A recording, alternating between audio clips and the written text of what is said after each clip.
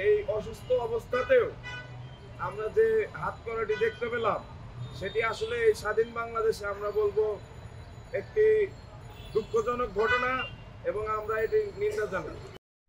আজকে আমরা বিডিআর এর আপনারা জানেন যে আমরা বেশ কয়েকদিন যাবৎ বিডিআর এর যে ন্যায্য অধিকার এবং তাদের সাথে যেন সুবিচার হয় সেজন্য আন্দোলন করছি।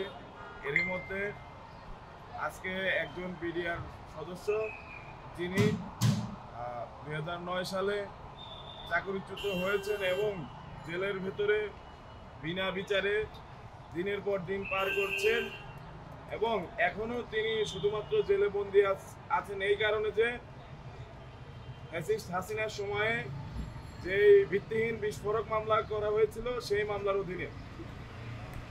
আমরা বরাবর বলে আসছি যে এই বিস্ফোরক মামলা করা হয়েছে, এই বিস্ফোরক মামলার ন্যূনতম কোনো ভিত্তি আসলে নেই। এখন 24-এর গণ অভ্যুত্থান পরবর্তী সময়ে যেই সরকার গঠিত হয়েছে সেই সরকার এবং 24-এর গণ অভ্যুত্থান পরবর্তী যে বিচার বিভাগ এই দুটিকে আমরা স্বাধীন এবং নিরপেক্ষ হিসেবে মনে করি, কিন্তু আমরা দেখতে পাচ্ছি সরকার তার যে গঠিত কমিশন সেই কমিশন নিয়ে টালবাহানা করছে। বিচার বিভাগের ক্ষেত্রে সেই ফ্যাসিস্ট আমলের যে চরিত্র সেই রকম রূপ আমরা কিছুটা হলেও দেখতে পাচ্ছি। এই কারণে যে বিভিন্ন অজুহাতে 5 আগস্ট পরবর্তী সময়ে বেশ কয়েকবার শুনানির কথা থাকলেও সেগুলো পেছানো হচ্ছে। এনামুল হক টাঙ্গাইলের ঘাটাইলে ওনার বাসা। উনি 2বার ব্রেন স্ট্রোক করেছেন। এখন উনি প্যারালাইজড হয়ে মানে উনি নড়াচড়া করতে পারেন না,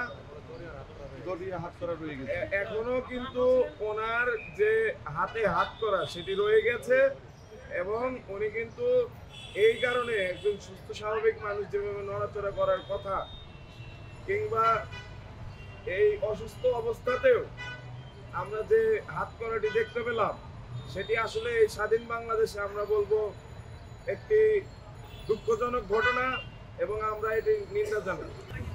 আমরা চাই কালকে শুনানি হোক এবং কালকের মধ্যে যারা নিরপরাধ জেলবন্দি বিডিআর সদস্যরা আছেন সাজা শেষ, যাদের মেয়াদ একটা নির্দিষ্ট মেয়াদ সাজা ভোগ করেছেন কিন্তু নিরপরাধ হওয়া সত্ত্বেও এখনো সেখানে বন্দী আছেন তাদেরকে মুক্তি দেওয়া হোক এবং যাদের অনেক আগেই খালাস হয়ে গেছে তাদেরকে মুক্তি দেওয়া হোক।